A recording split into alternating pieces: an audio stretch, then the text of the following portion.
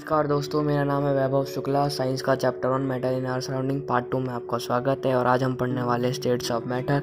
तो states of matter आपके लिए कोई बहुत बड़ा टॉपिक नहीं है, बहुत इजी टॉपिक है, हम इसको जल्दी कवर कर लेंगे आज। तो हम पहले पढ़ते हैं स्टेट्स ऑफ मैटर का फर्स्ट पार्ट जो कि है सॉलिड। तो आज हम पहले सॉलिड के बारे में पढ़ने वाले हैं। तो सॉलिड सबसे समझ में आ रहा कोई सब्सटेंस जो कि काफ़ी ठोस हो, जिसे तोड़ने में काफ़ी फोर्स लगे, उसे हम सॉलिड कह सकते हैं।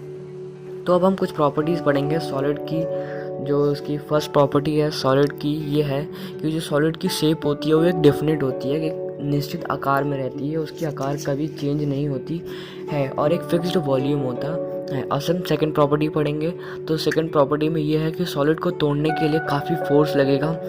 वो ऐसा इसलिए होता है क्योंकि उनके जो पार्टिकल्स होते हैं सॉलिड के, उसमें स्पेस कम होता है, इस वजह से हम उन्हें तोड़ नहीं पाते हैं। तो अब आपके दिमाग में क्वेश्चन आ रहा होगा कि जो रबर बैंड होता है वो स्ट्रेचेबल होता है, क्या उसे हम सॉलिड कह सकते हैं? तो हाँ, उसे हम बिल्कुल सॉलिड कह सकते हैं, क्योंकि वो स्ट्रेचेबल तब हो रहा है जब आप उस पर काफ़ी ज़्यादा फोर्स लगा रहे हो। आप जब उसे फोर्स लगाना बंद कर दोगे तो वो अपने नॉर्मल कंडीशन में आ जाएगा, अपने नॉर्मल शेप में आ जाएगा।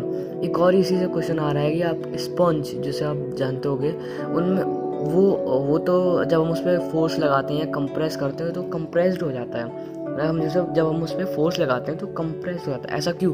उसका ये रीज़न है क्योंकि जो स्पंज होता है उसके अंदर कई माइन्यूट होल्स होते हैं, छोटे छोटे होल होते हैं उनके अंदर। तो वहाँ पर जो एयर आ जाती है, एयर ट्रैप्ड हो जाती है। इस वजह से जब आप उसे प्रेस करते हो तो वहाँ से एयर निकलती है। तो अब हम पढ़ेंगे लिक्विड के बारे में। तो लिक्विड के फर्स्ट प्रॉपर्टी को हम समझ लेते हैं। तो वो है they don't have fixed shape but have a fixed volume. इसका मतलब ये होता है कि जो लिक्विड होता है उसकी कोई फिक्स्ड शेप नहीं होती है, पर उसका एक फिक्स्ड वॉल्यूम होता है। इसको हम एक एग्जांपल से समझ लीजिए। आपको एक गिलास लेना है, उसमें आपको पानी डालना है। तो वहाँ पर क्या होता है कि जो पानी होता है वो गिलास के शेप में अपने आप को ढाल लेते हैं, अडॉप्ट कर लेता है, और फिर आप उसी गिलास को दूसरे गिलास में डालिए। तो वहाँ क्या उसकी जो वॉल्यूम होगी वो कम होगी या सेम रहेगी? सेम रहती है। तो हम कह सकते हैं कि जो लिक्विड होती है उसका कोई शेप नहीं होता, पर उसकी एक वॉल्यूम होती है। अब हम सेकंड प्रॉपर्टी पढ़ेंगे।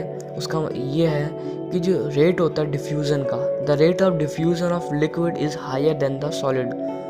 इसका मतलब ये होता है कि जो डिफ्यूज़न, हम पहले समझ लेते हैं। तो डिफ्यूज़न का अर्थ ये होता है, diffusion is the movement of substance an area of a high concentration to area of low concentration.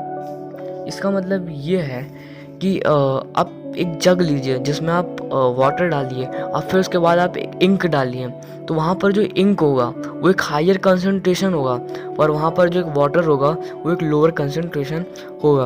वो धीरे धीरे वो इंक पूरे वाटर में फैल जाता है। और डिफ्यूज़न सिर्फ लिक्विड और गैस में होता है, क्योंकि उनके जो पार्टिकल्स होते हैं, जो लिक्विड और गैस के जो पार्टिकल्स होते हैं उनमें स्पेस होता है, जो कि सॉलिड में नहीं होता है। तो अब हम पढ़ेंगे थर्ड प्रॉपर्टी हम पढ़ेंगे लिक्विड की। वो है they have greater space between them as compare to solid. इसका मतलब ये है, यहाँ ग्रेटर स्पेस का मतलब है जो पार्टिकल्स के जो स्पेस होते हैं वो ज़्यादा होते हैं लिक्विड में एज कम्पेयर टू सॉलिड।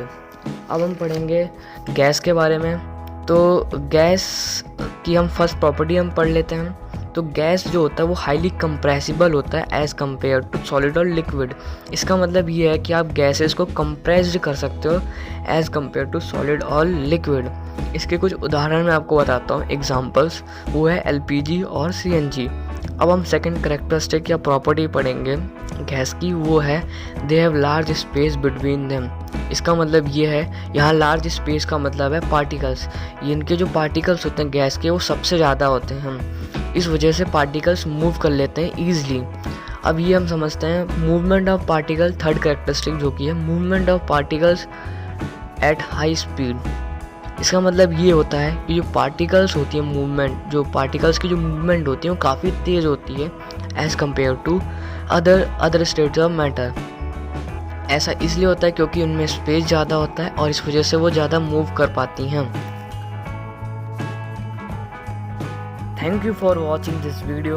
और अगर आपको ये वीडियो अच्छी लगी तो लाइक कर दो, शेयर कर दो, सब्सक्राइब करो हमारे चैनल को।